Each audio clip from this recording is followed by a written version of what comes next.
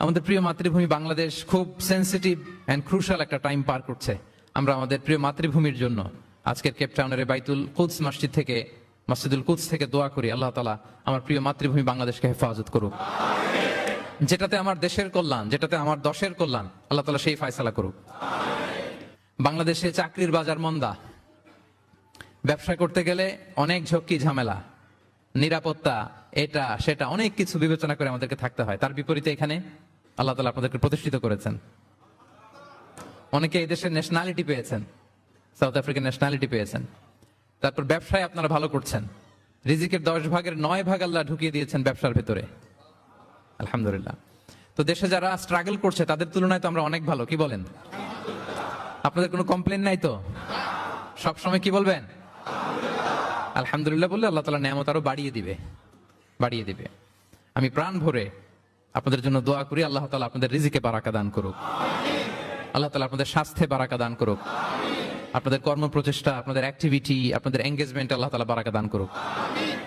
প্রিয় ভাইরা, সূরাতুল হুজুরাতের 10 নম্বর আয়াতে আল্লাহ তাআলা বলছেন, ইন্নামাল মুমিনুনা ইখওয়া। আল্লাহ বলেন বিশ্বাসীরা ভাই ভাই, মুমিনরা ভাই ভাই। আমরা মুমিনরা কি? ভাই ভাই। এটা ফিল হয়?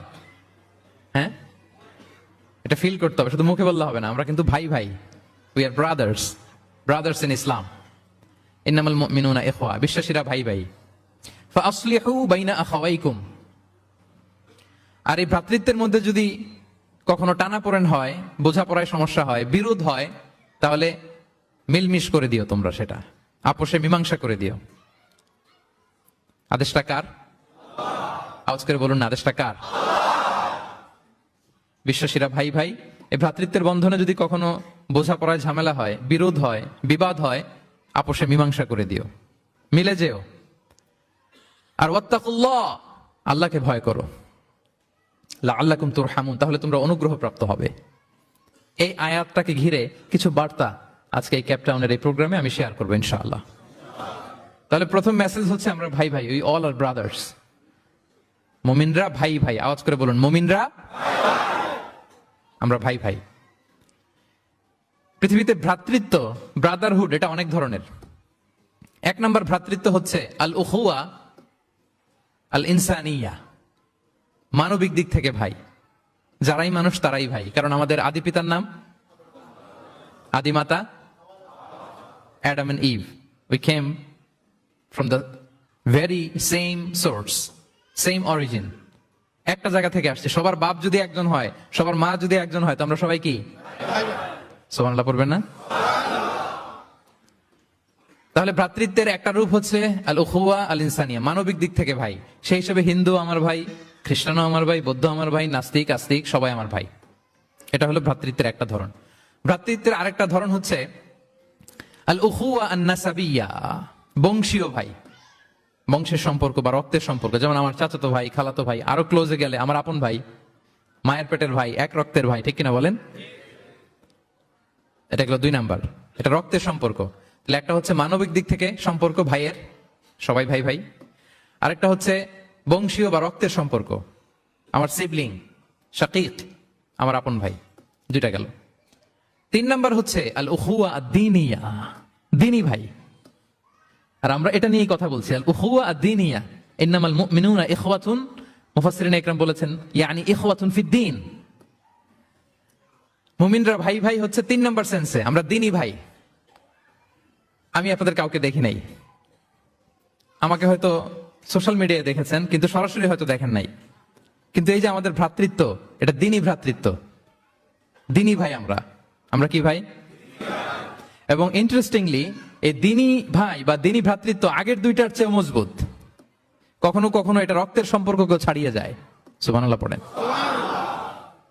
বদরের যুদ্ধে এই পাশে কুরাইশরা মানে মুশরিকরা, এই পাশে মুমিনরা।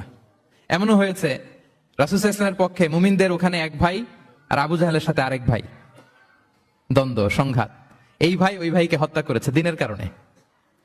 তার মানে দ্বীনি ভ্রাতৃত্ব এটা এত মজবুত, এটা মাঝে মাঝে রক্তের সম্পর্ককেও ছাড়িয়ে ছাপিয়ে উপরে উঠে যায়। আল্লাহু আকবার। তাহলে আমাদের সম্পর্কটা হচ্ছে এরকম মজবুত সম্পর্ক। প্রিয় ভাইরা, আমরা সবাই দ্বীনি ভাই। আওয়াজ করে বলুন, কি ভাই? এবং আমাদের দৃষ্টান্ত দিয়েছেন বিষ্ণু ইসলাম। তিনি বলেছেন, তোমরা সবাই দিনী ভাইয়েরা সবাই মিলে এক দেহ এক প্রাণ। আওয়াজ করে বলুন, এক দেহ এক প্রাণ। শুধু মুখ দিয়ে বললেই হবে, এটা ফিল করতে হবে। আমরা সবাই এক দেহ এক প্রাণ। বিষ্ণু বলেন, মাসালুল মুমিনিনা ফি তাওয়াদ্দিহিম ওয়া তারাহুমিহিম ওয়া তাআতুফিহিম মাসালুল জাসাদ। মুমিনদের ভালোবাসা সম্পর্ক, এটার দৃষ্টান্ত হচ্ছে, পারস্পরিক ভালোবাসার সম্পর্ক হচ্ছে কামাসালিল জাসাদ। এটা একটা দেহের মতো, আমরা সবাই মিলে এক দেহ। দেহের কোনো অঙ্গ যদি ইনজুর্ড হয়, সারা দেহ যেমনি কষ্ট পায়, বিশ্বের কোথাও আমার কোনো দিনী ভাই যদি কষ্ট পায়, আমাদের প্রত্যেকের হৃদয়ে রক্তক্ষরণ ঘটে। চিল্লায় বলেন ঠিক কিনা? আপনার পা কেটে গেছে, এখন আমরা কি এরকম ভাবি, যার পা গেছে তো কি হয়েছে, পাই না, কষ্ট পাবে, সারা দেহ তো ওকে। ব্যাপারটা কেমন? দেখবেন পা কেটে গেলে রাতে ঘুম আসে না ওইটার ব্যথায়, জ্বর চলে আসে, এরকম আসে না নাই? এই জন্য বিষ্ণু ইসলাম বলেছেন, মাসালুল জাসাদ, একটা দেহ, দেহের এক অঙ্গ ইনজুর্ড হলে যেমনি সারা দেহ কষ্ট পায়, পুরো দেহটা রাত জেগে থাকে, জ্বর এসে যায়, তেমনি গোটা বিশ্বের কোন প্রান্তে, কোন জনপদে, কোন এলাকায় কোন মুসলিম ভাইয়ের যদি কষ্ট হয়, সেটা আমাদের হৃদয়ে যেয়ে লাগে। ঠিক কিনা বলেন? ফিলিস্তিনের ভাইরা যদি কাঁদে, আমাদের ভালো লাগে? কাশ্মীরের ভাইরা যখন গৃহহীন হয়, আমরা এটা সহ্য করতে পারি? মিয়ানমারে আমার মুসলিম ভাইরা যখন নির্যাতিত হয়, আমরা কি এটা মেনে নেই? কারণ এক দেহ এক প্রাণ। আওয়াজ করে বলুন, এক দেহ এক দেহ। এটা মনে রাখতে হবে, আমরা এক দেহ এক প্রাণ। এবং বিষ্ণু ইসলাম বলেছেন যে আমাদের সম্পর্কটা হচ্ছে রোহামা উবাইনাহুম। এই যে এত বলার পরে এরপর ভিডিও করে মোবাইল দিয়ে, ভলান্টিয়াররা স্টপ করে দিবেন।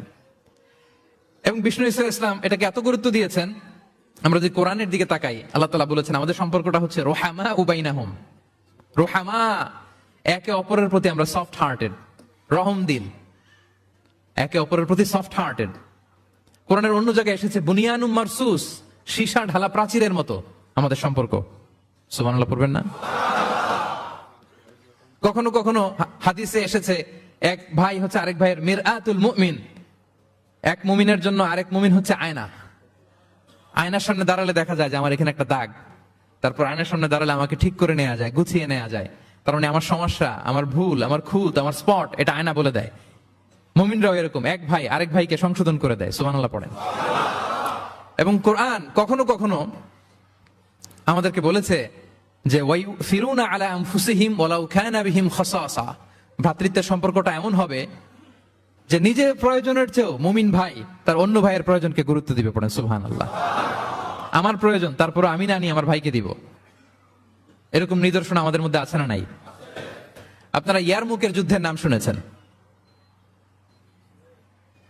হিজরি 15 সালের কথা, বিষ্ণু ইসলাম এর ইন্তেকালের 4-5 বছর পরের ঘটনা। ওমরে ফারুক রাদিয়াল্লাহু তাআলা আনহু, উনি হচ্ছেন তখন আমাদের খলিফা, the second caliph of Islam, আমিরুল মুমিনিন, খলিফাতুল মুসলিমিন। তো ইয়ারমুকের যুদ্ধে আল্লাহ তাআলা আমাদেরকে বিজয় দান করেছিলেন। কিন্তু এমনি এমনি বিজয় আসে নাই, এমনি এমনি আসে নাই। একের পর এক সাহাবারা আহত হয়েছেন, নিহত হয়েছেন, মানে শহীদ হয়েছেন। এবং যুদ্ধের এক পর্যায়ে এমন হয়েছে, খাবারের অভাবে, পানির অভাবে সাহাবারা ছটফট করছিলেন, এক ফোঁটা পানি নাই, রুহু বেরোয় যায়, পানি পানি বলে চিৎকার করছেন। তৃষ্ণায় যখন কাতর, ওই সাহাবীর কাছে পানি নিয়ে আসা হলো, মশক দিয়ে পানি নিয়ে আসা হলো, সামান্য কিছু পানি যে নেন। তো উনি যখন পানি খাবেন, দেখতে পেলেন যে পাশে আরেক ভাই চিৎকার করে, পানি পানি, এক ফোঁটা পানি দাও, চিৎকার করছে। ওই সাহাবী বলতেছেন, আমার দরকার নেই, আমার ভাইকে নিয়ে আগে দাও, আমি পরে খাবো। আল্লাহ। ওই দ্বিতীয় সাহাবীর কাছে যাওয়া হলো মশক নিয়ে, যে আপনি একটু পানি খেয়ে তার হৃদয়টাকে শান্ত করেন, ঠান্ডা করেন। তিনি যখন পানি মুখে নিতে যাবেন, পাশে আরেক ভাই চিৎকার করছে, পানি পানি, এক ফোঁটা পানি দাও। ওই সাহাবী বলেন, আমাকে না, আমার ভাইকে দাও, আমার আগে আমার ভাইকে দাও। ওই সাহাবার কাছে নিয়ে যাওয়া হলো যে আপনি আগে খান। ওই সাহাবীর কাছে পানির মশক নিয়ে যেতে যেতেই উনি শহীদ হয়ে গেলেন। আবার মশক নিয়ে দ্বিতীয় সাহাবীর কাছে আসতে না আসতে দ্বিতীয় সাহাবীও শহীদ হয়ে গেলেন। প্রথম যিনি চিৎকার করছিলেন তার কাছে আবার মশক নিয়ে যেতে না যেতে তিনিও শহীদ হয়ে গেলেন। সুবহানাল্লাহ পড়বেন না? ওয়ায়ুসিরুনা আলা আনফুসিহিম ওয়ালাউ কানা বিহিম খাসাসা। নিজেদের প্রয়োজন থাকা সত্ত্বেও মুমিনরা তার অন্য ভাইয়ের প্রয়োজনকে প্রাধান্য দেয়। আল্লাহু আকবার। এই হচ্ছে আমাদের ভ্রাতৃত্বের দৃষ্টান্ত। তাহলে প্রথম মেসেজ হচ্ছে মুমিনরা ভাই ভাই, মুমিনরা, আর আমাদের দৃষ্টান্ত হচ্ছে এক দেহ এক প্রাণ। আওয়াজ করে, এক দেহ। আর আমরা যদি কখনো বিবাদে জড়াই, আমরা এটাকে সংশোধন করে দেব, আপোষে মিলমিশ করে দেব। কি বলেন? নাকি আরো লাগাই দিবেন? ঝগড়া লাগছে, আর একটু লাগাই দিই। হ্যাঁ, আচ্ছা বলেন তো, আগুন লাগলে আপনারা কি দিয়ে নিভান? ওইখানে যদি কেউ তেল ঢেলে দেয়, এই কাজ করবেন?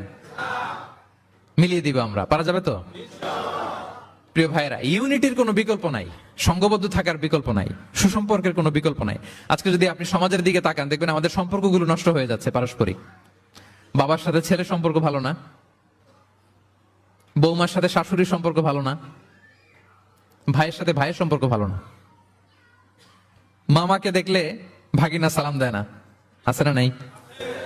চাচার সাথে ভাতিজার সম্পর্ক ভালো না, স্ত্রীর সাথে স্বামীর সম্পর্ক ভালো না। কত রিপোর্ট যে আমাদের কাছে আসে, নেতার সাথে কর্মীর সম্পর্ক ভালো না, এরকম আছে না নাই? তাহলে আমাদের মধ্যে সম্পর্কের টানা পড়েন, গ্যাপ, এটা আছে না নাই বলেন? এই সম্পর্কের টানা পড়েনের জন্য আমরাই দায়ী। এর কারণ হচ্ছে আমরা সম্পর্কগুলোর যত্ন নেই না। আপনি যদি একটা গাছ লাগান, লাগিয়ে যদি রেখে দেন, এটা বাঁচবে? এটা কি করতে হয়? পরিচর্যা করতে হয়, যত্ন নিতে হয়, সার দিতে হয়, পানি দিতে হয়, নিড়ানি দিতে হয়, আগাছা পরিষ্কার করতে হয়। তার মানে গাছ লাগালে এটার যত্ন নিতে হয়। কথা বুঝতে পেরেছেন? আমাদের এই যে সন্তান, ওদেরকে যদি আপনি এমনি ছেড়ে দিয়ে রাখেন, মানুষ হবে না তারা, তাদের যত্ন নিতে হয়, ফলে মানুষের মতো মানুষ হয়। ঠিক কিনা বলেন? তো আমরা সবকিছু টেক কেয়ার করি, যত্ন নেই, কিন্তু আমাদের সম্পর্কগুলোর যত্ন নেই না। এজন্য পারস্পরিক সম্পর্কগুলোর যত্ন নিতে হবে আমার ক্যাপটাউনের ভাইয়েরা, যাতে সম্পর্কগুলো নষ্ট না হয়। কি বলেন? যত্ন নিবেন, যত্ন নিবেন। হ্যাঁ। এখন আজকে আমি এই ড্যামেজ রিলেশনশিপ কিভাবে জোড়া লাগাবেন, সম্পর্কের কিভাবে এটা ফিক্স করবেন, সম্পর্ককে কিভাবে টিকিয়ে রাখবেন, যত্ন নিবেন, এটার কিছু ইসলামিক ফর্মুলা আপনাদের সাথে শেয়ার করবেন ইনশাআল্লাহ। সবাই বলুন ইনশাআল্লাহ। কিভাবে আমাদের মধ্যে আন্তরিকতা বাড়বে, ঘনিষ্ঠতা বাড়বে, হৃদ্যতা বাড়বে, এটার ইসলামিক ফর্মুলা 10টা ফর্মুলা শেয়ার করবেন ইনশাআল্লাহ। জানতে মনে চায়? আচ্ছা ইনশাআল্লাহ। তাহলে শুরু করছি, কি করে আমরা আমাদের সম্পর্কগুলোর যত্ন নিব, কি করে আমাদের পারস্পরিক হৃদ্যতা, ভালোবাসা, আন্তরিকতা বাড়াবো, এ ব্যাপারে কোরআন এবং সুন্নাহ আমাদেরকে কি বলে।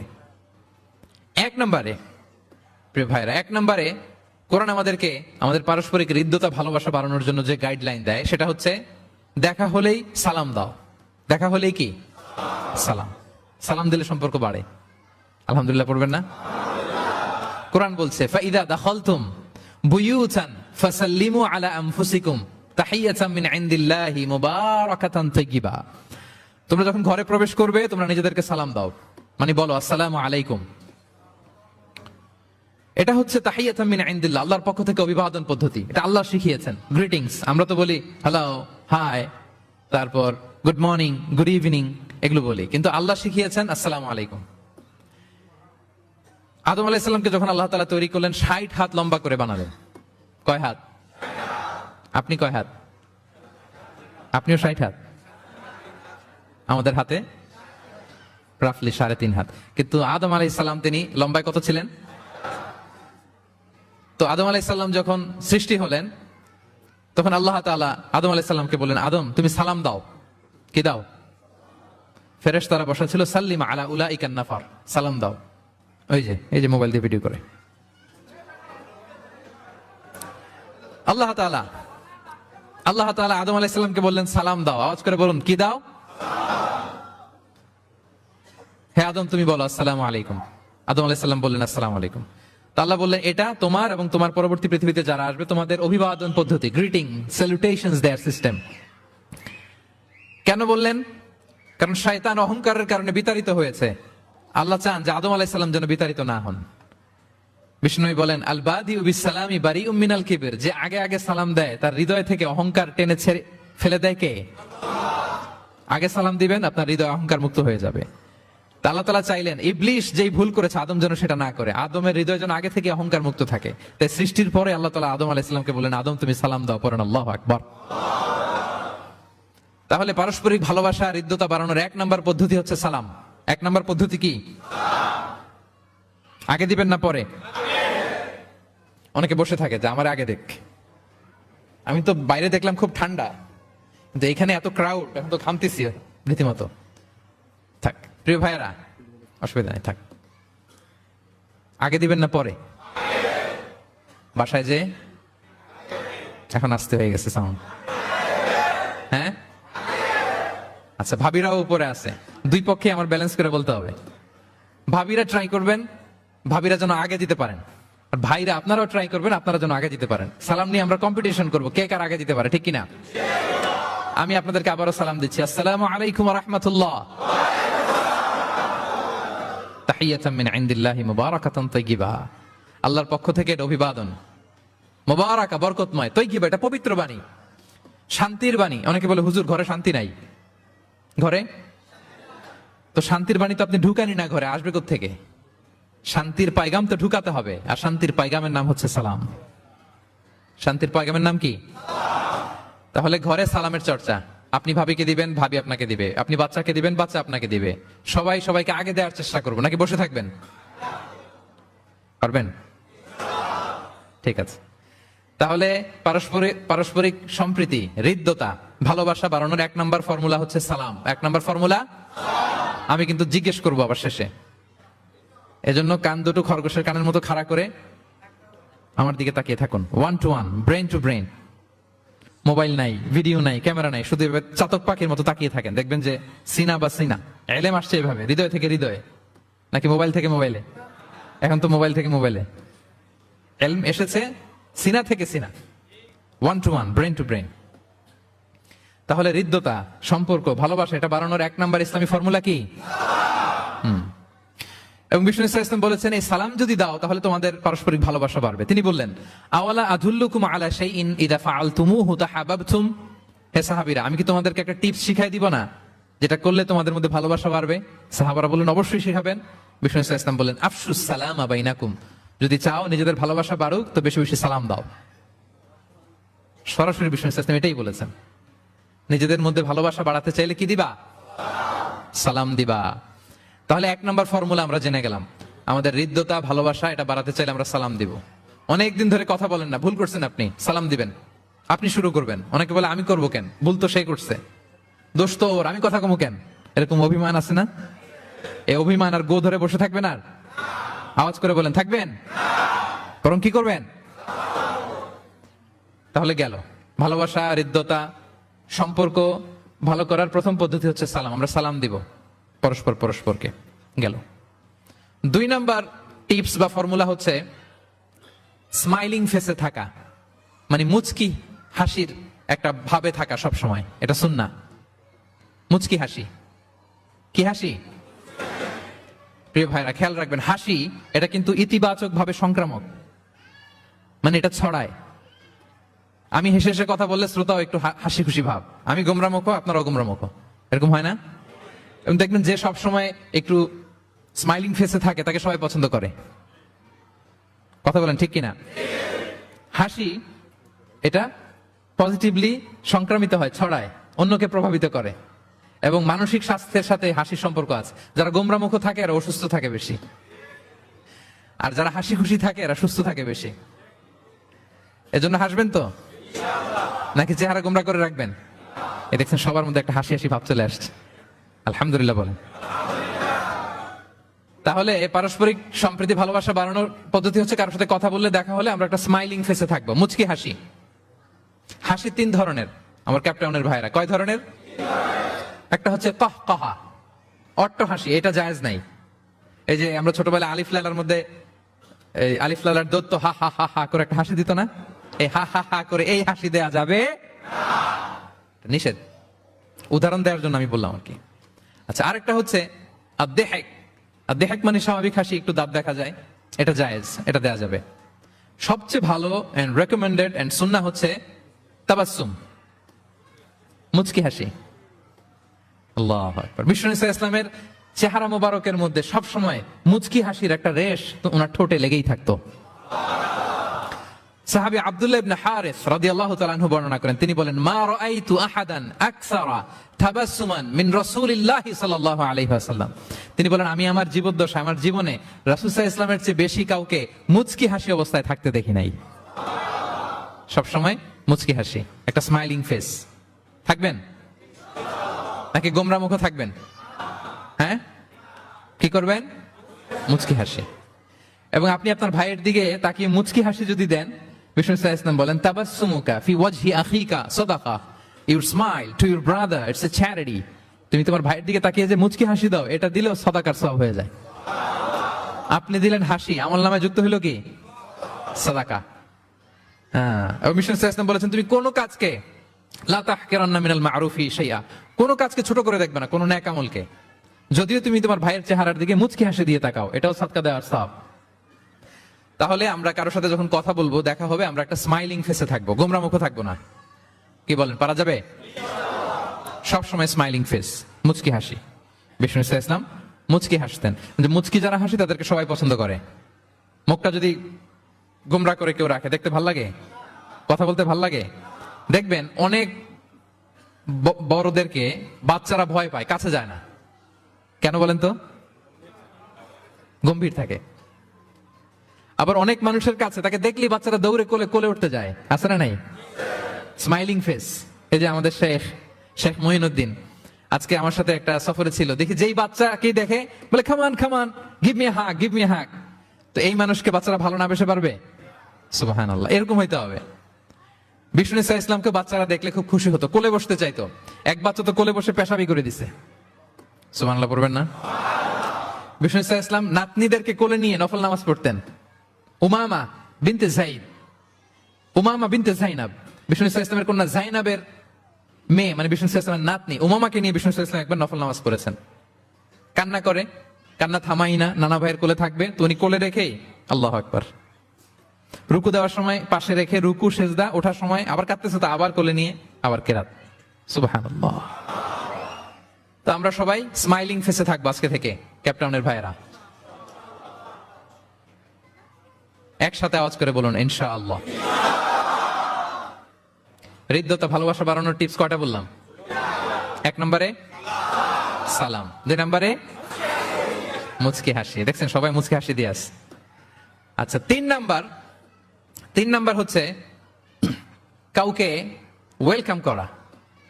কেউ যদি আপনার সাথে দেখা করতে আসে, তাকে ওয়েলকাম করা, আহলান ওয়া সাহলান বলা। হ্যাঁ, একজন আসছে আপনার বাড়িতে মেহমান, আপনি কথাই বলেন না, কথা নাই, সালাম নাই, কিছু নাই, যে চা দিতেছেন, ওনার ঠেকা পড়ছে চা খাবে না, আর জায়গা নাই ওনার চা খাওয়ার দুনিয়াতে। না, এটা করবেন না। আপনি এগিয়ে যাবেন, সালাম দিবেন, মুসাফা করবেন, মুআনাকা করবেন, খোঁজ খবর নেবেন, ওয়েলকাম জানাবেন, লিটারালি ওয়েলকাম।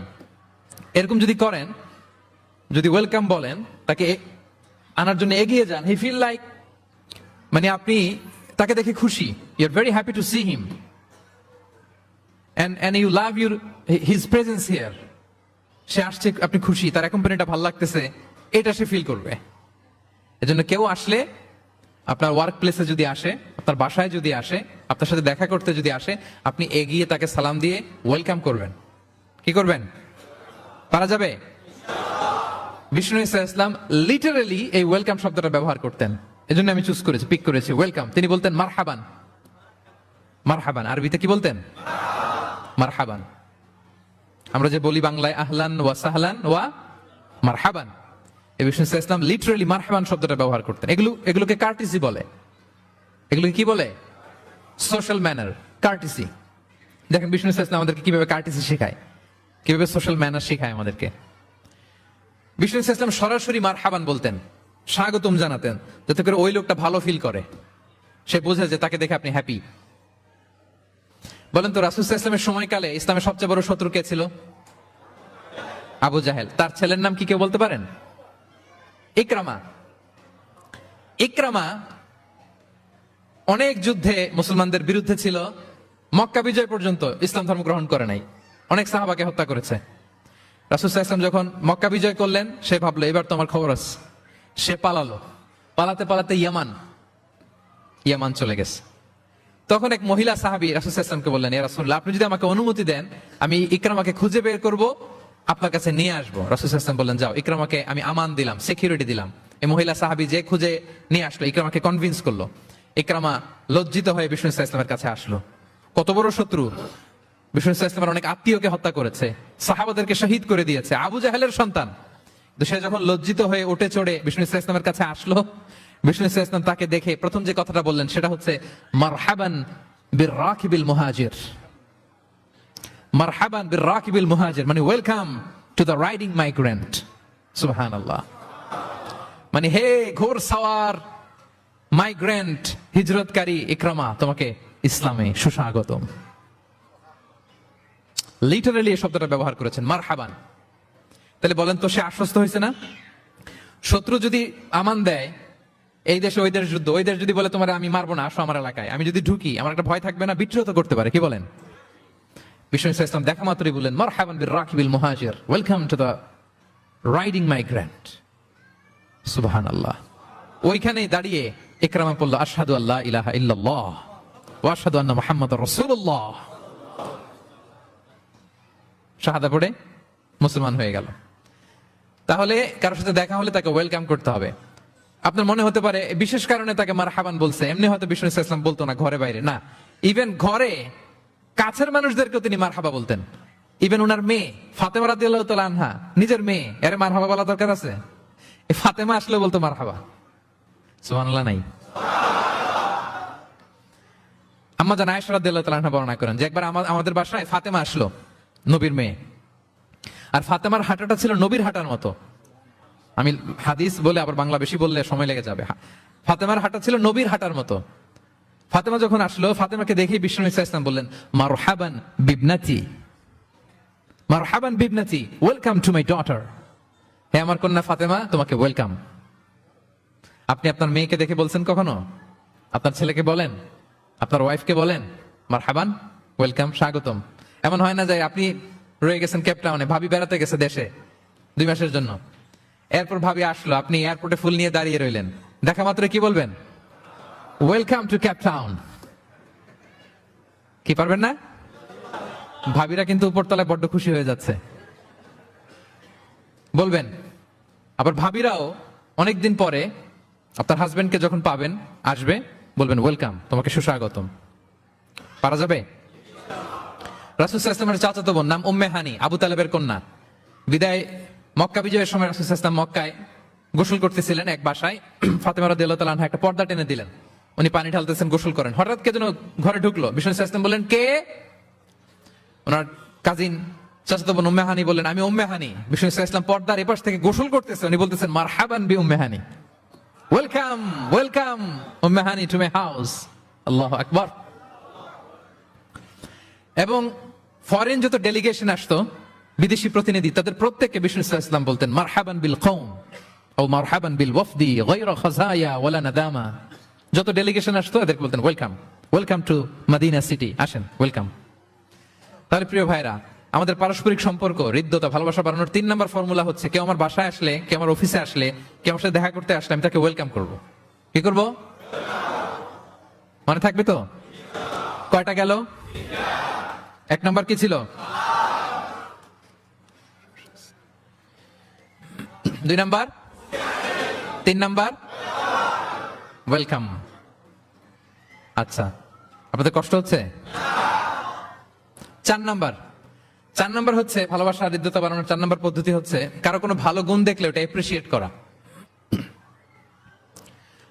যদি আমার বিপক্ষ দলের কেউ ভালো কিছু করে, আমরা ওইটাও বলতে চাই না, এরকম আছে না নাই? কারণ আমার দল করে না, তো বলতে চায় না, তাই না? কেন বলে না? আমার দল করে না। এদেরকে বলে দলান্ধ। ভালো একটা কাজ করছে, আমার মতের না, মতান্ধ, এটা এপ্রিসিয়েট করে না। এটা ভুল, এটা আপনি সুন্নাহ ব্রেক করছেন।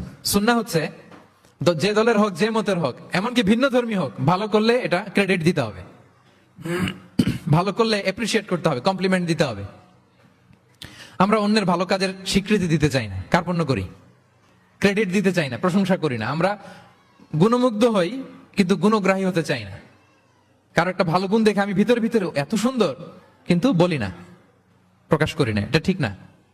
সুন্নাহ হচ্ছে কারো ভালো কোনো গুণ দেখলে এটা প্রকাশ করা, এপ্রিসিয়েট করা। কি করা? এপ্রিসিয়েট করা। কারো ভালো গুণ দেখলে এপ্রিসিয়েট করবেন, যাতে সে উৎসাহিত হয়। বিষ্ণু ইসলাম করতেন। বিষ্ণু ইসলাম একবার এক হাদিসে 7 জন সাহাবীর 7টা গুণের কথা বলেছেন, মানে তাদেরকে এপ্রিসিয়েট করেছেন। এক হাদিসে 7 জন। কয়জন? তিনি বলেন, আরহামু উম্মতি বি উম্মতি আবু বকর, আবু বকরের সামনে বলতেছে, আমার এই উম্মতের মধ্যে সবচাইতে সফট হার্টেড পার্সন হচ্ছে আবু বকর। নরম দিল, নরম দিল। কি দিল?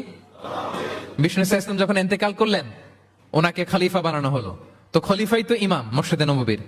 নামাজের সময় হয়েছে, উনি দাঁড়াইছেন। একামত হয়েছে, উনি কান্নার চোটে কেরাতি করতে পারে না। কেন? কারণ উনি ভাবতেছে, কাইফা আকুমু মাকামা রাসূলিল্লাহ, আমি কিভাবে নবীর জায়গায় দাঁড়িয়ে ইমামতি করব। গতকাল তো এখানে নবী দাঁড়িয়ে ইমামতি করেছে, আমি নবীর জায়গায় ইমাম হবো কিভাবে? এই ভাবনা থেকে উনি কাঁদতে কাঁদতে ওনার তেলাওয়াতি শুনতো না, পিছনে কমপ্লেন আসছে পরে, ওনার তেলাওয়াত আমরা শুনতে পাই না। আরহামু উম্মতি বি উম্মতি আবু বকর। এরপর বিষ্ণু বললেন, ও আসাদ্দুহুম ফি আমরিল্লাহি উমর, আর আল্লাহর দ্বীন বাস্তবায়নে সবচাইতে কঠোর হচ্ছে ওমর ফারুক। সবচাইতে কঠোর, সবচাইতে কঠোর। বিষ্ণু বলেন, ওমর তুমি যদি কোনো রাস্তা দিয়ে হাঁটো, শয়তান যদি দেখে, শয়তান ওই রাস্তা রেখে দিয়ে অন্য রাস্তা দিয়ে হাঁটে। আবার বিষ্ণু বলেন, আমার পরে কোনো নবী নাই, লা নাবিয়্যা বা'দি ওয়ালা রাসূল, আমার পরে কোনো নবী নাই, রাসূলও নাই, তবে লাউ কানা বা'দি নাবিয়্যুন লাকানা উমর, আমার পরে নবী হওয়ার যোগ্যতা যদি কারো থাকে, আমার সাহাবী ওমরের সেই যোগ্যতা আছে। প্রভু তুমি বলেছ রাসূল দেবে না, বলনি দেবে না ওমর, বলনি দেবে না হামজা তারি, খালিদ বিজয় সমর। প্রভু তুমি বলেছ রাসূল দেবে না, বলনি দেবে না ওমর, বলনি দেবে না হামজা তারি, খালিদ বিজয় সমর। প্রভু তুমি বলেছ রাসূল দেবে না। আল্লাহু আকবার। আল্লাহর জমিনে আল্লাহর দ্বীন বাস্তবায়নে সবচেয়ে কঠোর হচ্ছেন ওমরে ফারুক। মুনাফিকরা থরথর করে কাঁপতো ওনার ভয়ে। আমাদের দেশে বাচ্চারা যদি না খায়, রাতের বেলা বাচ্চারা খেতে চায় না, তো মায়েরা ভয় দেখায়, খায় এই খাও, নাহলে কিন্তু বিড়াল আসবে। কুকুর বললে খুব, আমার ছোট মেয়েটাও ভয় পায়, কুকুরের আওয়াজ শুনলে ভয় পায়। তো খেতে না চাইলে বলে, এই কুকুর আসবে, কিন্তু কুকুর এটা করে না। বাচ্চাদেরকে খাওয়াতে গেলে যখন জ্বালাতন করে খেতে চায় না, মায়েরা কি বলে, এই ভূত আসবে, এই কুকুর আসবে। মদিনায় কি করতো জানেন? বাচ্চারা খেতে না চাইলে মায়েরা বলতো, হা হুয়া ইয়াতি উমর, হা হুয়া ইয়াতি উমর, তাড়াতাড়ি খাও, এই যে ওমর আসতেছে, ওমর। What a personality! وأشدهم في أمر الله عمر. আল্লাহর দ্বীন বাস্তবায়নে সবচেয়ে কঠোর ছিলেন ওমর রাদিয়াল্লাহু তাআলা আনহু। وأصدقهم حياء عثمان. আর সবচেয়ে লজ্জাশীল ছিল আমার সাহাবীর মধ্যে কে? উনি এত লজ্জাশীল ছিলেন, উনাকে দেখে ফেরেশতারা লজ্জা পেয়ে যেত। আল্লাহ আল্লাহ, এত লজ্জাশীল, ফেরেশতারা লজ্জা পেয়ে যেত। وأقرأهم لكتاب الله أبي بن كعب. আল্লাহর কিতাব সবচাইতে বিশুদ্ধ করে তেলাওয়াত করতে পারতো উবাই ইবনে কাব রাদিয়াল্লাহু তাআলা। এই মোবাইলটা বন্ধ করতে হবে। ওই যে সবচাইতে চমৎকার করে কোরআন তেলাওয়াত করতে পারতো বিশুদ্ধভাবে, কারীদের মতো করে কে? উবাই ইবনে কাব। ও আফরাদুহুম যায়েদ ইবনে সাবিত।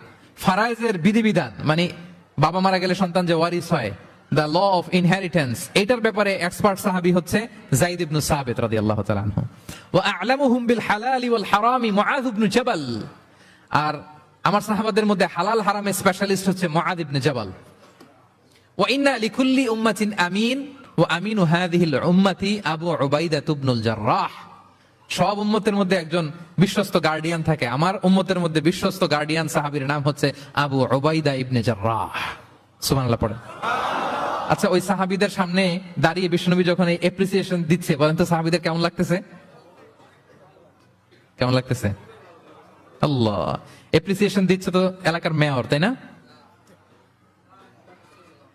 এমপি, প্রেসিডেন্ট, খোদ বিশ্বনবী, খোদ। দেখেন, উনি চাইলে না বললেও পারতেন, তাদেরকে ইন্সপায়ার করার জন্য তাশজিআন তাদের প্রশংসা করেছেন, অ্যাপ্রিসিয়েশন। দেখতেছে যে আবু বকর খুব নরম দিল, তিনি বললেন। দেখতেছেন যে ইসলাম প্রচারে ওমর খুব শক্ত মজবুত, তাকে অ্যাপ্রিসিয়েট করলেন, ক্রেডিটটা তাকে দিলেন। তাহলে বিশ্বনবী ক্রেডিট দিতে কখনো কার্পণ্যতা করতেন? গুণগ্রাহী ছিলেন। কিন্তু আমরা ভালো কিছু দেখলে এটা যে ভালো, এতটুকু বলতে চাই না। এরকম করবেন আর না, এরকম করবেন না। সাহাবীদের মধ্যে সবচেয়ে সুরেলা গলার সাহাবী ছিলেন আবু মুসা আল-আশআরী রাদিয়াল্লাহু তাআলা আনহু। একদিন তিনি আবু মুসাকে বলেন, আবু মুসা তুমি যে রাতে তেলাওয়াত করো আমি কিন্তু শুনি। ইয়া রাসূলুল্লাহ আপনি কি করে শুনেন? আমার বাড়ি কই, আপনি থাকেন কই? বলতেছে গত রাতে তুমি সূরা কাহফ তেলাওয়াত করছো না? বলছে জি করছি তো। আপনি কিভাবে শুনলেন? বলতেছে তোমার ঘরের পাশ দিয়ে যাচ্ছিলাম, এত সুন্দর করে তুমি তেলাওয়াত করতেছো আবু মুসা, লাকাত উতিতা মিজমারান মিন মাযামিরি আলি দাউদ। আল্লাহ তাআলা দাউদ আলাইহিস সালামের গলায় যে সুরের ঝংকার দিয়েছেন, আমার সাহাবীদের মধ্যে আল্লাহ তোমার গলায় ওই সুরের ঝংকার ঢুকাইয়া দিয়েছে। বলেন বিশ্বনবীর কাছ থেকে যখন উনি এটা শুনছেন আর কেমন লাগছিল? হ্যাঁ, how does he feel that time? মানে ফিলিংসটা কেমন লাগছে? হ্যাঁ, আমাদেরকে তো একজন বড় কেউ প্রশংসা করলে আমরা কত খুশি হয়ে যাই। বিশ্বনবী স্বয়ং প্রশংসা করেছেন, সুবহানাল্লাহ। দেখেন প্রিয় ভাইরা, বিষ্ণু ইসলাম শুধু মুমিনদেরকে, মুসলিমদেরকে যদি এটা করতেন তাহলে একটা কথা ছিল, পানি পানি থাক, 1 ঘন্টার জন্য একটু কষ্ট করতে হবে। আমি পানি না খেয়ে কথা বলতেছি না, একটু কষ্ট করেন। এই পানি, এই চানাচুর বিস্কিট দেওয়া শুরু করলে আলোচনা শুরু নষ্ট হয়ে যায়। পানিটা থাক, একটু পরে আমরা পানি পানি খাবো ইনশাল্লাহ। আমার দিকে তাকান, আমার দিকে তাকান। ওই যে আরেকজন দায়িত্ব পালন করতেছে মোবাইল নিয়ে, আমার দিকে তাকান। আমরা তো আমার দলের বাইরে কেউ ভালো কিছু করলে বলি না। বিষ্ণু ইসলাম ইহুদির প্রশংসা করেছেন। আপনি আছেন কই মিয়া? ইহুদি। উহুদের যুদ্ধে বিষ্ণু ইসলামের সাথে মদিনার যে ইহুদিরা, তাদের কন্ট্রাক্ট ছিল মদিনাকে অ্যাটাক করলে সবাই মিলে মদিনাকে রক্ষা করবে। কিন্তু কুরাইশরা আক্রমণ করলো, এখন আর কেউ বেরোয় না। বনু কাইনুকা, বনু নদীর, বনু কুরাইজা কেউ আর যায় না, কেউ যায় না। বিশ্বনবী কি করবেন? নিজেই বেরোলেন সাহাবাদেরকে নিয়ে। মাঝপথে আবার মুনাফিকরা ফিরে গেল, কোনো ইহুদি যায় নাই, কথা রাখে নাই, একজন ইহুদি ছাড়া। তার নাম মুখাইরিক। তার নাম কি? মুখাইরিক। অন্য ইহুদিদেরকে বলতেছে, ইহুদিরা তোমরা না মুহাম্মাদের সাথে চুক্তি করেছো মদিনায় অ্যাটাক হলে সবাই মদিনাকে সেভ করবা, তোমরা যাও আর না যাও আমি যাবো, আমি আমার কথা রাখবো, আমার কথার দাম আছে। এবং সে বলল, আমি যদি এই যুদ্ধে নিহত হই আমার সম্পদের মালিক হয়ে যাবে মুহাম্মদ, আমার কোনো ছেলে মেয়ে পাবে না। মুখাইরিক বীর দর্পে ঘোড়া হাঁকিয়ে উহুদের ময়দানে যুদ্ধে গেল মুহাম্মদ সাল্লাল্লাহু আলাইহি ওয়াসাল্লামের পক্ষে, কুরাইশদের বিপক্ষে। বীর দর্পে যুদ্ধ করতে করতে সে নিহত হলো। যুদ্ধ শেষে শহীদ সাহাবাদের লাশ যখন বিষ্ণু ইসলামের সাথে আনা হলো, কাছে আনা হলো, মুখাইরিকের লাশও আনা হলো। মুখাইরিক তো মুমিন ছিল না, কি ছিল? সাহাবারা বলে, রাসূলুল্লাহ মুখাইরিক আপনার পক্ষে লড়াই করে নিহত হয়েছে। বিষ্ণু ইসলাম অনেকক্ষণ মুখাইরিকের দিকে তাকিয়ে রইলেন আর বললেন, মুখাইরিক খায়রু ইয়াহুদ, Mukhayriq is the best of the Jewish. ইহুদিদের মধ্যে সর্বশ্রেষ্ঠ জুইশ হচ্ছে মুখাইরিক। পড়েন আল্লাহু আকবার। Appreciation, giving credit to others. Mukhayriq হচ্ছে the best of the Jewish, জুইশদের মধ্যে সবচেয়ে শ্রেষ্ঠ মানুষ হচ্ছে মুখাইরিক। সে কথা রেখেছে। চিন্তা করেন, অমুসলিম, ইহুদি, তারপরেও তার যে ভালো গুণ এটা স্বীকার করতে বিশ্বনবী কার্পণ্যবোধ করেন? ক্রেডিট দিতে কোনো দেরি করেন? তাহলে এই যে অ্যাডমায়ার করি না আমরা, কাউকে প্রেজ করি না, প্রশংসা করি না, এটা বাজে অভ্যাস। এটা থেকে আমাদের বেরিয়ে আসতে, ভালো করলে ভালোকে ভালো বলবেন, সাদাকে কালোকে, ভালোকে মন্দকে বলবেন, অ্যাপ্রিসিয়েট করবেন। আপনার ছেলে একটা ভালো কাজ করেছে, অ্যাপ্রিসিয়েট করেন, বলেন যে মাশাআল্লাহ তুমি সুন্দর কাজ করছো। একটা সূরা মুখস্থ করছে, ঠিক আছে তোমাকে বাইরে আউটিং এ নিয়ে যাবো, ওখানে আমরা ডাইনিং করবো। হ্যাঁ, ভাবি সুন্দর করে একটা কিছু রান্না করছে, অ্যাপ্রিসিয়েট করবেন। আজকে কি সব ভাবির পক্ষে হয়ে যাচ্ছে নাকি ভাবিদের পক্ষে? ঘুরে ফিরে ভাবিদের পক্ষে চলে যাচ্ছে কথাবার্তা বেশি। এটা বাস্তবতা। আপনার স্ত্রী যদি আপনার জন্য ভালো কিছু রান্না করে, ভালো লাগলে আপনি বলবেন যে খুব ভালো হয়েছে আজকের রান্নাটা। অনেকে আছে যে তার ওয়াইফ অনেক চমৎকার করে রান্না করছে কিন্তু সে কোনোদিন মুখ খুলে কিছু বলে না। এরকম আছে না নাই? এমনটা করবেন না। এবং অনেক হাজবেন্ড হয়তো স্ত্রীর জন্য অনেক কিছু করে, গিফট এনে দেয়, অনেক স্ট্রাগল করে, অনেক কিছু করে, কিন্তু স্ত্রী মুখ ফুটে হাজবেন্ডকে বলে না। এটা বলবেন, মুখ ফুটে বলবেন আজকে থেকে, এপ্রিসিয়েট করবেন, ভালো দেখলে এটা ভালো বলবেন, ক্রেডিট দিবেন। আমার ক্যাপটাউনের ভাইরা, পারা যাবে? কয়টা গেল? 1 নম্বরে, 2 নম্বরে মুচকি আসে, 3 নম্বরে, 4 নম্বরে অ্যাপ্রিসিয়েশন। আচ্ছা, 5 নম্বরে, 5 নাম্বার হচ্ছে কল্যাণ কামনা করা, অন্যের ওয়েল উইশিং, অন্যের কল্যাণ কামনা করা সব সময়, থাকলেও, সামনে থাকলেও, না থাকলেও কল্যাণ কামনা করা। অনেকে সামনে সামনে অনেক ভালো, ভাই আপনি যে কত ভালো মানুষ, আপনারা ছাড়া আমার চলেই না, আপনি মানে অনেক ভালো, এই এলাকায় আপনার মতো ভালো মানুষ আর নাই।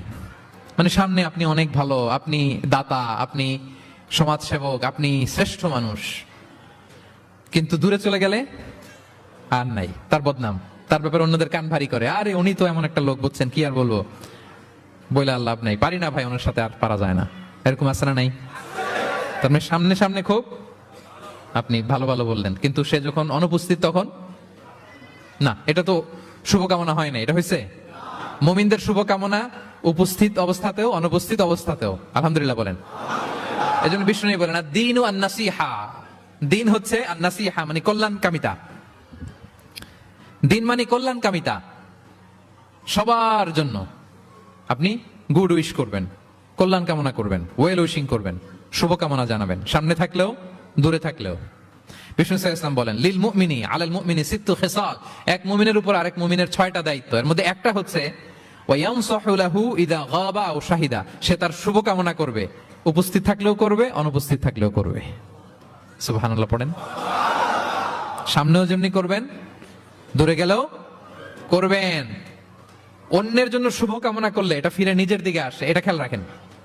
এটা একটা লাইফ হ্যাকস শেয়ার করতেছি, আজীবন কাজে লাগবে। অন্যের জন্য যেটাই ভালো কামনা করবেন এটা ঘুরে আপনার দিকে আসবে। অনেকে বলে হুজুর ওর জন্য দোয়া করে আমার কি লাভ?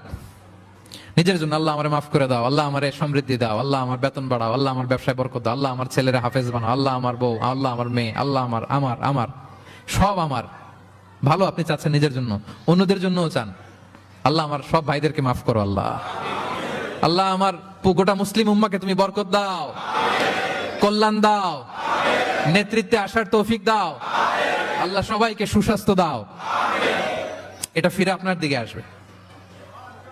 অন্যের জন্য শুভকামনা বহুগুণ বৃদ্ধি হয়ে নিজের দিকে রিটার্ন করে। বিষ্ণু সাল্লাল্লাহু এটাই বলেছেন, মা মিন আবদিন মুসলিমিন ইয়াদউ লিআখিহি বিযাহরিল গায়বি ইল্লা ক্বালা লাহুল মালাকু ওয়া লাকা বিমিসলিন। কেউ যদি তার ভাইয়ের অনুপস্থিতি তার ভাইয়ের জন্য দোয়া করে, ফেরেশতারা ওই দোয়াটা তার জন্য আগে আগে করে। তাহলে অন্যের জন্য শুভকামনা করলে, দোয়া করলে লাভ না লস? ধরেন আমি মোশাররফ ভাইয়ের জন্য দোয়া করলাম যে আল্লাহ মোশাররফ ভাইকে তুমি সুস্থ করে দাও, তখন ফেরেশতারা বলে আল্লাহ যিনি দোয়া করতেছে তার যদি কোনো রোগ বালাই থাকে আগে তারে সুস্থ করে দাও। ধরেন আমি বেলায়েত ভাইয়ের জন্য দোয়া করতেছি, আল্লাহ বেলায়েত ভাইয়ের এই সমস্যা আল্লাহ তুমি দূর করে দাও, ফেরেশতারা বলবে আল্লাহ যিনি দোয়া করতেছে তার যদি এই সমস্যা থাকে আগে তারে এটা দূর করে দাও। ধরেন আমি দোয়া করলাম আল্লাহ আমার এই ভাই, আল্লাহ সে গরিব, তার অর্থের বড্ড অভাব, দারিদ্রতা, আল্লাহ তুমি আমার ভাইয়ের দারিদ্রতা দূর করো। ফেরেশতারা বলে ওয়ালাকা বিমিসলিন, তোমার জন্য এটা, মানে আল্লাহ যিনি দোয়া করতেছে তার যদি অর্থের প্রয়োজন থাকে আগে তার দারিদ্রতা দূর করে দাও। তাহলে বলেন তো অন্যের জন্য দোয়া করলে লাভ না লস? অন্যের জন্য ভালো দোয়া করলে এটা নিজের দিকে আসে। কিসের দিকে আসে? তাহলে শুভ কামনা 5 নম্বরে কি? আচ্ছা 10টার মধ্যে কয়টা বলে ফেলছি? ক্লান্ত হচ্ছেন না তো আপনারা? শুভকামনা নিয়ে একটা গল্প বলে আমি 6 নম্বরে যাচ্ছি। এক লোক মাগরিবের নামাজের আগে তার বন্ধুর জন্য দোয়া করতেছে, আল্লাহ আমার বন্ধুকে তুমি একটা সুন্দরী, রূপবতী, গুণবতী, নেককার, মুতিয়া, কানেতা, জামিলা, রায়া, একজন রূপবতী নেককার স্ত্রী দাও আল্লাহ। কতদিন ধরে তার বিয়েটা ঝুলে আছে, আল্লাহ তুমি ব্যবস্থা করে দাও, সুন্দরী নেককার আল্লাহ।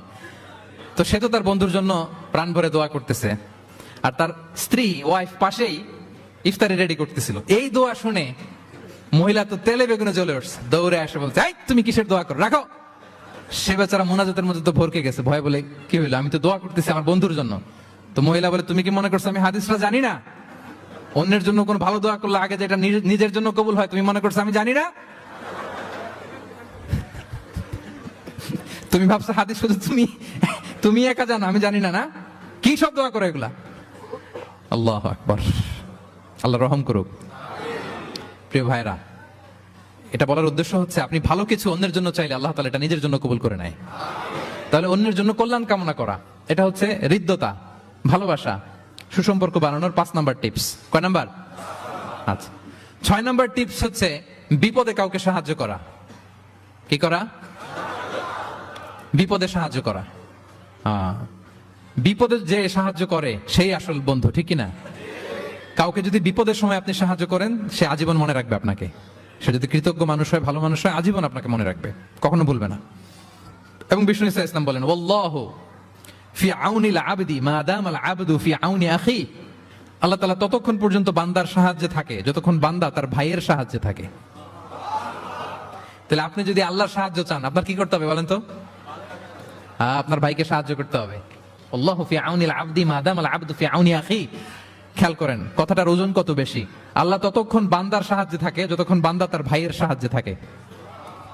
আমি আমার ভাইকে সাহায্য করলে আল্লাহর পক্ষ থেকে সাহায্য নাজিল হবে। আল্লাহ বলে, এই বানি আদম, দাও দাও, তুমি দিলে আমি তোমারে দেব। আনফিক উনফিক আলাই, এই বানি আদম দাও, আমি তোমারে দেব। সুবহানাল্লাহ। আমরা অন্যরে দিতে চাই না, কিন্তু ওনার কাছ থেকে চাই। তাহলে আল্লাহর সাহায্য পাওয়ার প্রথম শর্ত হচ্ছে মানুষকে সাহায্য করা। কি বলেন? তাহলে 6 নাম্বার পারস্পরিক সম্পর্ক যে আমরা যত্ন নিব বলছি, এই যত্ন নেওয়ার 6 নাম্বার টিপস হচ্ছে, ভালোবাসা বাড়ানোর 6 নাম্বার টিপস হচ্ছে টু হেল্প ইন ডেঞ্জার, বিপদে সাহায্য করা। কি করা? নট নেসেসারিলি যে সবসময় টাকা দিয়েই সাহায্য করতে হবে। টাকা ছাড়া সাহায্য করা যায় না। সে জানে না কি করতে হবে, বললেন, পরামর্শ দিলেন, টাকা লাগলে কখনো টাকা দিলেন। নতুন আসছে কেপ টাউনে, কিছু জানে না, ব্যবসা বাণিজ্য কোথায় কি, একটু বুদ্ধি পরামর্শ দিলেন। এটাও কিন্তু সাহায্য। যার যেভাবে সাহায্যের প্রয়োজন, যদি আপনি আপনার ভাইয়ের সাহায্যে থাকেন, আসমান থেকে আল্লাহর সাহায্য পাবেন। বিষ্ণু ইসা ইসলাম নবী হওয়ার আগে ওনার 5টা স্পেশাল কোয়ালিটি ছিল। কয়টা? এর মধ্যে 2টা এই পয়েন্টের সাথে যায়। সেটা হচ্ছে, আর এটা বলছে ওনার খোদ স্ত্রী, প্রথম স্ত্রী, বিষ্ণুর প্রথম স্ত্রীর নাম খাদিজাতুল কুবরা তাহেরা রাদিয়াল্লাহু তাআলা আনহা। কারো ব্যাপারে যদি সঠিক তথ্য জানতে চান, তার ওয়াইফকে নক করবেন, মানে তার স্ত্রীর কাছ থেকে রিপোর্ট নেবেন, আসলটা পেয়ে যাবেন। কয়েকটা জায়গায় নক করলে পাওয়া যায়। বড় সাহেবের তথ্য যদি জানতে চান, বড় সাহেবের দারোয়ানকে জিজ্ঞেস করেন, বড় সাহেবের ড্রাইভারকে জিজ্ঞেস করেন, বড় সাহেবের ঘরের কাজের বুয়াকে জিজ্ঞেস করেন, আর বড় সাহেবের বিবিকে জিজ্ঞেস করেন। এই 4 জনকে জিজ্ঞেস করলেই বড় সাহেবের গোমর আসল তথ্য এদের কাছ থেকে পাওয়া যাবে। বিষ্ণু ইসা ইসলামের স্ত্রী আম্মা জান খাদিজা বলেন, বিষ্ণু ইসা ইসলামের 5টা গুণ ছিল নবী হওয়ার আগেই। এর মধ্যে একটা হচ্ছে ওয়া তাহমিলুল কাল্লা, তিনি মানুষের বোঝা বইয়ে দিতেন। সুবহানাল্লাহ পড়বেন না? একজন লাকড়ি নিয়ে যাচ্ছে, ভারী, পিঠ কুঁজো হয়ে যাচ্ছে ব্যথায়, বিষ্ণুনবী নিজের কাঁধে নিয়ে এটা বহন করে দিতেন। ওয়া তাকসিবুল মা'দুমা, অন্যের জন্য উপার্জন করতেন, নিজে ছাগল চড়ায় ওই টাকাগুলো যারা খেতে পায় না তাদের হাতে তুলে দিতেন। মা বা'আসাল্লাহু নাবিয়্যান ইল্লা রাআল গানাম, পৃথিবীতে এমন কোন নবী নাই যে নবীরা ছাগল চড়ায় নাই। সাহাবারা বললেন, ওয়া আনতা ইয়া রাসূলুল্লাহ, হে নবী আপনিও? বিষ্ণু বলেন, কুনতু আরআহা লিকারারিত লিআহলি মক্কা, আমি অল্প কিছু কিরাত, মানে অল্প কিছু পয়সার বিনিময়ে মক্কার লোকদের ছাগল চড়ায় দিতাম। He started his first career as a shepherd, রাখাল হিসেবে ক্যারিয়ার শুরু করছিলেন, ইনকামের রাস্তা। আর আমরা কাজ ভাগাভাগি করে, এটা ছোট কাজ, এটা করবো না, ওটা করবো না। বিষ্ণু ইসলাম ছাগল চড়াতেন মরুভূমিতে, এবং এই উপার্জিত টাকাটা সুবিধা বঞ্চিত মানুষের হাতে তুলে দিতেন। চিন্তা করেন কি মানসিকতা ছিল বিশ্বনবী। তাহলে আপনি যদি কারোর সাথে হৃদ্যতা বাড়াতে চান, বিপদে এগিয়ে আসবেন, সাহায্য করবেন। তাহলে 6 নাম্বার হচ্ছে টু হেল্প ইন ডেঞ্জার, কেউ বিপদে পড়লে তার to extend hour helping hand to others, আমরা সাহায্যের হাত বাড়িয়ে দিব। পারা যাবে তো ইনশাআল্লাহ? কয়টা গেল? 7 নাম্বার হচ্ছে ভিজিটিং সিক, অসুস্থ ব্যক্তিকে ভিজিট করা। এটা অনেক বড় সওয়াবের কাজ, এবং এতে আপনার হৃদ্যতা বাড়বে, ওই লোক আপনাকে মনে রাখবে। বিষ্ণু ইসা ইসলাম উনি সকালবেলা রেগুলারলি 2টা কাজ করতেন। এক হচ্ছে মদিনার বাজার ভিজিট করতে যেতেন রাফলি 10টা সাড়ে 10টার দিকে, আর ওই টাইমে উনি মদিনায় যদি কেউ অসুস্থ থাকতো তার বাসায় ভিজিট করতে যেতেন। আপনারা অসুস্থকে দেখতে জানতো না? যাবেন। বিষ্ণু ইসা ইসলাম কোন অসুস্থের কাছে গেলে তার মাথায় হাত দিয়ে দোয়া পড়তেন। তিনি পড়তেন, আল্লাহ আযহিবিন নাস, আল্লাহুম্মা রাব্বান নাস আযহিবিল বাস, ইশফি আনতা শাফি, লা শিফা ইল্লা শিফাউক, শিফাআন লা ইগাদিরু সাকমা। রোগীর মাথায় হাত দিয়ে তিনি বলতেন, হে মানুষের রব, তার রোগ, তার কষ্ট দূর করেন, তাকে শিফা নসিব করেন, এমন শিফা দেন যে শিফার পরে আর সে রোগাক্রান্ত হবে না। বিষ্ণু ইসা ইসলামের এক খাদেম ছিল মদিনায়, ছোট্ট বালক, কিন্তু ধর্মে ইহুদি, ধর্মে নন মুসলিমদের সাথে how should be our relationship to the people of different faith, এটা নিয়ে আমার লম্বা লেকচার আছে, শুনবেন। লম্বা, আমি একাডেমিক ওয়েতে আলোচনা করেছি, আমার ইউটিউব চ্যানেলে গেলে পাবেন। মদিনাতে এক ছোট্ট ইহুদি বালক বিষ্ণু ইসলামের খেদমত করত। এটা সেটা এগিয়ে দিত, বিষ্ণু ইসলাম কোনো কাজ থাকলে তাকে অ্যাসাইন করতেন, অ্যাপয়েন্ট করতেন, দিতেন। কিন্তু অনেকদিন হয় ছেলেটা আসে না। বিষ্ণু খোঁজ দিলেন, ওই ইহুদি বালকটা কোথায়? সাহাবারা বলল, ইয়া রাসূলুল্লাহ, সে তো অসুস্থ। সে কি? সে তো অসুস্থ। সেই বুখারীর বর্ণনা শুনে বিষ্ণু ইসলাম তার বাড়িতে গেলেন। কার বাড়িতে? ইহুদির বাড়ি। আমরা মনে করছি শুধু মুসলিম অসুস্থ হইলেই বোধহয় দেখতে যাইতে হবে, এরকম আমরা ধারণা করে নিছি। না, অসুস্থ হলে সেবা শুশ্রূষা করা, দেখতে যাওয়া, এটা মুসলিম অমুসলিমের সাথে সম্পর্ক না। যে কোনো ধর্মের, যে কোনো বর্ণের, যে কোনো চিন্তার অসুস্থ হইলেই আপনার নেইবার, এদিকে খ্রিস্টান যাবেন, এদিকে জুইশ যাবেন। ভিজিটিং সিক ফর অল, সবার জন্য এটা। বিষ্ণু ইসলাম গেলেন, যে তার পাশে, মাথার পাশে বসলেন। বসে তিনি বললেন, ইয়া গোলাম আসলিম, হে বালক, তুমি ইসলাম ধর্ম গ্রহণ করো। এতদিন খেদমত করছে, বলে নাই। অনেকদিন খেদমত করছে, একদিনও বলে নাই। একদিনও, আজকে বলতেছে। দেখেন, বিষ্ণু ইসলাম প্রপার টাইমিং এর অপেক্ষা করতেন সবকিছুর। আমরা অনেক সময় টাইমিং বুঝি না, কখন কি বলতে হয়, কখন কি করতে হয়, কতটুকু বলতে হয়, কোথায় যে থামতে হয়, এই কমন সেন্সটা অনেকের নাই। হ্যাঁ, আমি তো হিন্দুদেরকে পাইলে ইসলামের কথা বলিই না, আমি যে তুমি শাহাদা পড়ো, এটা কখনো বলি না। আমি ইসলামের বিউটি শুধু তুলে ধরি, যে এটা এমন, এটা এমন, কিন্তু তুমি শাহাদা পড়ো এটা বলি নাই। কত লোক যে আমার কাছে আসছে শাহাদা পড়ার জন্য, হিসাব নাই, হিসাব নাই। এখন তো পাবলিকলি করি না কিছু ইস্যুর কারণে, কারণ প্রপার টাইমিং লাগবে। এতদিন খেদমত করলো বিশ্বনবী, একদিনও তাকে শাহাদা পড়তে বলে নাই, আজকে বলতেছে। Proper timing. যখন বিষ্ণু বললেন, ইয়া গোলাম আসলিম, ইসলাম ধর্ম গ্রহণ করো, ছোট্ট বাচ্চা ফানাযারা ইলা ওয়াজহি আবি, তার বাবার দিকে তাকালো, মানে বুঝাতে চাইল যে বাবা আমি কি করব। তখন বাবা বলল, আতি আবুল কাসিম। বিষ্ণুনবীর উপাধি ছিল আবুল কাসেম, বড় ছেলের নাম কাসেম, তো ছোটবেলায় মারা গেছে। বাবা বলল, আবুল কাসেম যা বলে তাই শোনো। কারণ এতদিনে ছেলের কাছ থেকে রিপোর্ট নিয়ে বুঝে গেছে তো এটা কে, এটা যে রাহমাতাল লিল আলামিন, এটা যে বিশ্বনবী, এটা যে দ্য লাস্ট মেসেঞ্জার, এটা বাবা মিলাই ফেলছে। বাবা বলে, আতিয়া আবুল কাসেম, আবুল কাসেমের অনুসরণ করো। বিষ্ণু বললেন, পড়ো আশহাদু আল্লা ইলাহা ইল্লাল্লাহ ওয়া আশহাদু আন্না মুহাম্মাদান আবদুহু ওয়া রাসূলুহু। ছোট্ট বাচ্চাটা পড়তে আরম্ভ করলো, আশহাদু আল্লা ইলাহা ইল্লাল্লাহ ওয়া আশহাদু আন্না মুহাম্মাদান আবদুহু ওয়া রাসূলুহু। মৃত্যুর আগে সে শাহাদা পড়ে ফেললো। বিষ্ণু বললেন, আলহামদুলিল্লাহ, আলহামদুলিল্লাহিল্লাযী আনকাযাহু মিনান নার। প্রশংসা সে আল্লাহর, যে একটু আগে জাহান্নামী হওয়ার কথা ছিল যার, তাকে মুহূর্তের মধ্যে জান্নাতি বানায় দিলেন। ভিজিটিং সিক্স, অসুস্থকে দেখতে যাওয়া। শুধু মুসলমান হলে দেখতে যাবেন নাকি? যে কোনো ধর্মের, যে কোনো ধর্মের দেখতে যাবেন, হৃদ্যতা বাড়বে।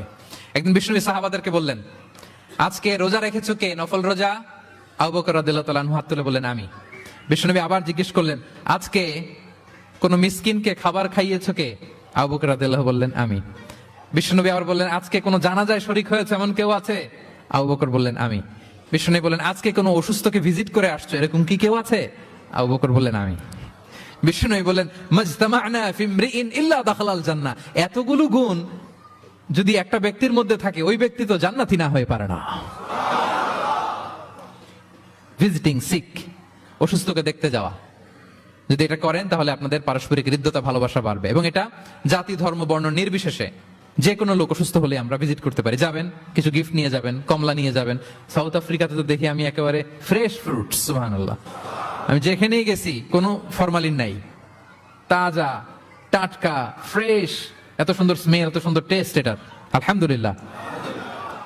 বস্তা ভরে ফল নিয়ে দেখতে যাবেন, পারা যাবে তো? 7 নম্বরে কি ছিল ভুলে গেছি। ভিজিটিং সিক্স, অসুস্থ কে দেখতে যাওয়া। পারবেন? পারবেন? কয়টা হইল? আর বাকি রইল কয়টা? কষ্ট হচ্ছে? মনোযোগ আছে না গেছে? তাকবীর পড়ুন, আল্লাহু আকবার।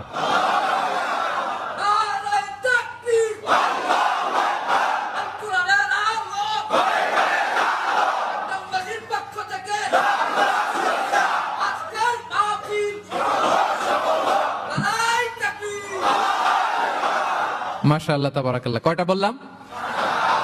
8 নাম্বার হচ্ছে এক্সচেঞ্জিং গিফট, উপহার দেয়া, গিফট দেওয়া। কি দেওয়া? নট নেসেসারি যে দামি কিছু দিতে হবে, নট নেসেসারি দামে দিতে হবে। ছোট্ট জিনিস দেন, একটা কলম দেন, কি দিবেন? কলম দেন, একটা ছোট বই দেন, একটা মেসওয়াক দেন, একটা টুপি দেন, আপনার সাধ্যে যা কুলায় দেন, গিফট করেন। আমি ইফতারি করতে বসলেও আমার ডানে বায়ে যারা থাকে এখান থেকে আমি দেই, কারণ একজন রোজাদারকে এক ঢুক পানি খাইয়ে ইফতারি করলেও সে সারাদিন রোজা রেখে যেই সওয়াব, তার সওয়াব না কমিয়ে ওই পরিমাণ সওয়াব আল্লাহ যিনি খাওয়ালো তার আমলনামায় দিয়ে দেয়। তো একটু বিতরণ করেন, একটু খাইয়ে দেন, সামান্য কিছু হলো গিফট দেন। উপহার দিলে ভালোবাসা বাড়ে। সুবহানাল্লাহ।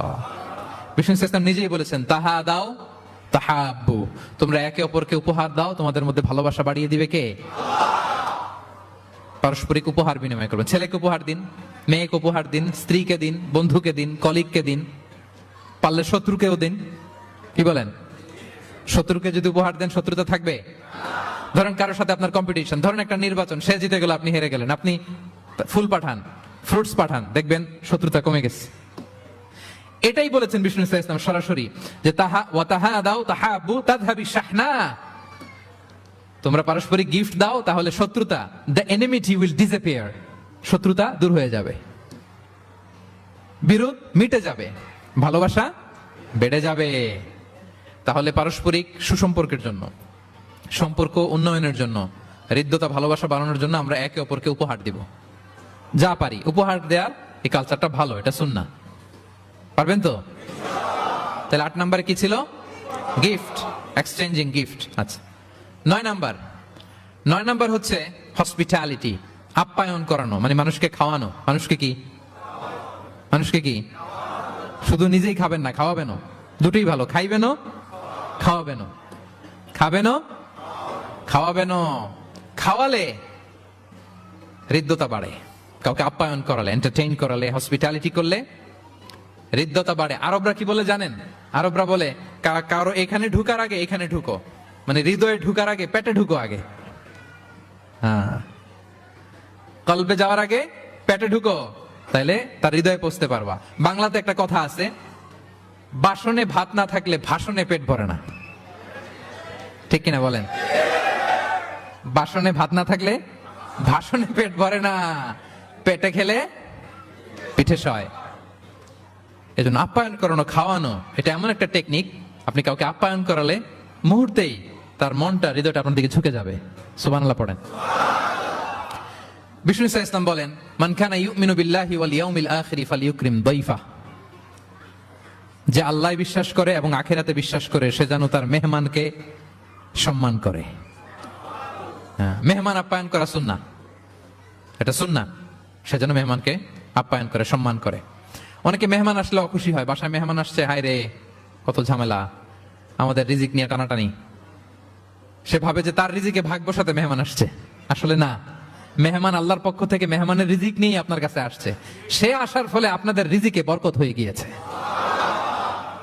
সে আপনার রিজিকে ভাগ বসাতে আসে নাই, তার রিজিক নিয়ে এসে আসছে, তার উসিলায় আপনার রিজিক বাড়াই দিবে কে? বিষ্ণু ইসলাম মক্কা থেকে যখন মদিনায় হিজরত করলেন, আপনারা কি ওঠা বসা করতেছেন দু একজন? হ্যাঁ, ঠিক আছে, আমার দিকে তাকান, আওয়াজ হবে না, আমার দিকে তাকান। গুরুত্বপূর্ণ একটা হাদিস শোনেন। আব্দুল্লাহ ইবনে সালাম রাদিয়াল্লাহু তাআলা আনহু আগে ছিলেন ইহুদি পণ্ডিত, পরে শাহাদা পড়ে মুসলিম হয়েছেন। তিনি বর্ণনা করেন, বিষ্ণু ইসলাম মক্কা থেকে যখন মদিনায় আসলেন, এসেই 4 দফা কর্মসূচি ঘোষণা করলেন। আওয়াজ করে বলতে হবে, কয় দফা? 4 দফা কর্মসূচি ঘোষণা করলেন। আসলেন আবু বকর রাদিয়াল্লাহু তাআলা আনহুকে নিয়ে। প্রতিদিন মদিনার লোকেরা সানিয়াতুল ওয়াদা নামক একটা জায়গা আছে, ওই জায়গার মধ্যে দাঁড়িয়ে থাকতো, কখন আসবে আখিরি জামানার পায়গাম্বার বিশ্বনবী মুহাম্মদুর রাসূলুল্লাহ সাল্লাল্লাহু আলাইহি ওয়াসাল্লাম। একদিন ওই যে দূর ধুধুমরু প্রান্তরে ধুলাবালি উঠতে দেখা যায়, দেখে তো মদিনার লোকেরা আনন্দে আটখান, আত্মহারা, সবাই ওয়েলকাম জানাতে লাগলো। মানুষের মধ্যে গুঞ্জরণ আওয়াজ ছড়িয়ে পড়তে লাগলো, নবী এসেছে, নবী এসেছে, নবী এসেছে। আব্দুল্লাহ ইবনে সালাম তখনও ইহুদি, তিনি এই কথা শুনে সবার সাথে তিনিও ছুটে গেলেন দেখার জন্য, দেখি তো নবী আসছে, কি নবী, কি বলে দেখি তো। তিনি বললেন, আমি ভিড় ঠেলে গেলাম, দেখলাম 2টা ওটে করে 2 জন, একটাতে আবু বকর, একটাতে বিশ্বনবী। বিশ্বনবীকে একটা নজর দেখার জন্য মদিনার লোকেরা পাগল হয়ে তার চারদিকে ক্রাউড করছিল, ভিড় করছিল বিশ্বনবীর কাছে ঘেঁষার জন্য, কাছে ঘেঁষার জন্য। মোবারক চেহারাটা একটা নজর দেখার জন্য। আব্দুল্লাহ ইবনে সালাম বলেন, আমিও মানুষ ঠেলে, ধুলাবালি উঠতেছে শুধু, দেখতে পাই না, মানুষ ঠেলে একবার তার দিকে তাকালাম। যখন আমি তার দিকে নজর করলাম, ফালাম্মা নাযারতু ফাআরাফতু আন্না ওয়াজহাহু লাইসা বিওয়াজহিন কাযাব, আমি তার চেহারা দেখে বুঝতে পারলাম এ চেহারা কোনো মিথ্যাবাদীর চেহারা হতে পারে না। আল্লাহ, না জানি কত নুরানি ছিল বিশ্বনবীর চেহারা। বিশ্বনবীর কথা তো অনেক পরে, অনেকে চেহারা দেখেই শাহাদা পড়ে মুসলমান হয়েছে। একটা নূরের জ্যোতি বিশ্বনবীর চেহারা মোবারক থেকে সবসময় স্পার্ক করত। আল্লাহু আকবার। হেরা হতে হেলে দুলে নুরানি তনু ওকে আসে হায়, সারা দুনিয়ার হেরে মেরে পর্দা খুলে খুলে যাই, সে যে আমার কমলিওয়ালা কমলিওয়ালা, সে যে আমার কমলিওয়ালা কমলিওয়ালা। তার ভাবে বিভোল রাঙা পায়ের তলে, পর্বত জঙ্গম টল মল টলে, তার ভাবে বিভোল রাঙা পায়ের তলে, পর্বত জঙ্গম টল মল টলে, খুরমা খেজুর বাদাম জাফরানি ফুল ঝরে ঝরে যায়, সে যে আমার কমলিওয়ালা কমলিওয়ালা, সে যে আমার হেরা হতে হেলে দুলে নুরানি তনু ওকে আসে হায়, সারা দুনিয়ার হেরে মেরে পর্দা খুলে খুলে যাই, সে যে আমার কমলিওয়ালা কমলিওয়ালা, সে যে আমার কমলিওয়ালা কমলিওয়ালা। আল্লাহু আকবার পড়েন। ফালাম্মা নাযারতু ইলা ওয়াজহিহি আরাফতু আন্না ওয়াজহাহু লাইসা বিওয়াজহিন কাযাব। আব্দুল্লাহ ইবনে সালাম বলেন, মানুষের ভিড় ঠেলে আমি যখন বিশ্বনবীর চেহারাটা দেখলাম, আমার মন বলে দিল এ চেহারা কোনো মিথ্যাবাদীর চেহারা হতে পারে। বিশ্বনবী মানুষের ভিড় দেখে ছোট্ট একটা ভাষণ দিলেন। তিনি বললেন, আইয়ুহান নাস, ওহে মানব সকল। 4 দফা কর্মসূচির ঘোষণা। তিনি বললেন, আইয়ুহান নাস আফশুস সালাম, বেশি বেশি সালাম দাও। ওয়া আতঈমুত তাআম, বেশি বেশি মানুষকে খাবার খাওয়াও। ওয়াসিলুল আরহাম, আত্মীয়তার বন্ধনকে অটুট রাখো। ওয়াসাল্লু বিল লাইলি ওয়ান নাসু নিয়াম, মানুষ যখন ঘুমিয়ে থাকে রাত জেগে সালাত পড়ো। তাদখুলুল জান্নাতা বিসালাম, তাহলে সহজে শান্তিতে আল্লাহর জান্নাতে ঢুকে যাবে। তাহলে মদিনায় যে এই বিশ্বনবী যে 4 দফা কর্মসূচির ঘোষণা দিলেন, এর মধ্যে খাওয়ানোর কথা আছে না নাই? আতঈমুত তাআম, খাবার খাওয়াও। একটা দেশে যখন খাদ্য সংকট হয়, ওই দেশের আর কোনো স্টেবিলিটি থাকে না, এটা একটা অকার্যকর রাষ্ট্রে পরিণত হয়, ঠিক কিনা বলেন? বিশ্বনবী মদিনায় যেই খাদ্যের সংকট দূর করে দিলেন। ধনীদেরকে বলেন খাওয়াও, মানুষকে খাবার খাওয়াও। হসপিটালিটি, আপ্যায়ন করা, এন্টারটেইন করা, এটা যদি করেন তাহলে নিজেদের মধ্যে হৃদ্যতা বাড়বে, ভালোবাসা বাড়বে। আলহামদুলিল্লাহ, পৃথিবীর সব নবীরা মেহমানকে রেসপেক্ট করতেন, আপ্যায়ন করাতেন। বিষ্ণু ইসলাম মক্কা এমন কোন লোক ছিল না বিশ্বনবীর হাতের রান্না খায় নাই। নবী হওয়ার আগ থেকেই, নবী হওয়ার পরে তো মেহমানদের আরো বাড়াই দিচ্ছেন। টার্গেট করে করে, দাওয়াতি টার্গেট করে করে বিশ্বনবী 2-4জনকে খাওয়াতেন। আল্লাহু আকবার। ইব্রাহিম আলাইহিস সালাম মেহমান ছাড়া কখনো খাবারই খেতেন না। ওনার দ্বিতীয় ছেলে যখন দুনিয়ায় আসবে, ইসহাক আলাইহিস সালাম, তার সুসংবাদ নিয়ে যখন ফেরেশতারা আসছিল, উনি একটা আস্ত গরুর বাছুর ভুনা করে ফেরেশতাদের সামনে হাজির করেছিলেন। আনজা আবি আইজিলিন হানিফ, কোরআনে এসেছে কাবাব করা ভুনা গরুর বাচ্চা। আল্লাহু আকবার। কারণ তিনি তখন বুঝতে পারেন না যেটা ফেরেশতা, মানুষের সূরাতে এসেছিল তো, দিলেন, প্রেজেন্ট করলেন একটা আস্ত গরুর বাছুর কাবাব করা। আল্লাহু আকবার। তাহলে সম্পর্ক বিল্ড আপ করার 9 নম্বর পদ্ধতি কি ছিল? হ্যাঁ, মেহমানদারি, আপ্যায়ন, হসপিটালিটি। মনে থাকবে? ইনশাআল্লাহ নাই এবার? ডবল ইনশাআল্লাহ। মাশাআল্লাহ। আমার কেপটাউনের ভাইরা তো আলহামদুলিল্লাহ, আল্লাহ তাআলা অনেক সমৃদ্ধি দিয়েছে, আরো দেখ।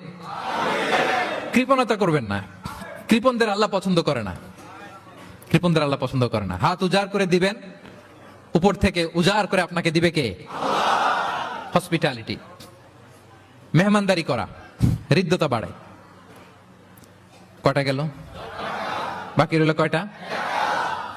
10 নম্বর।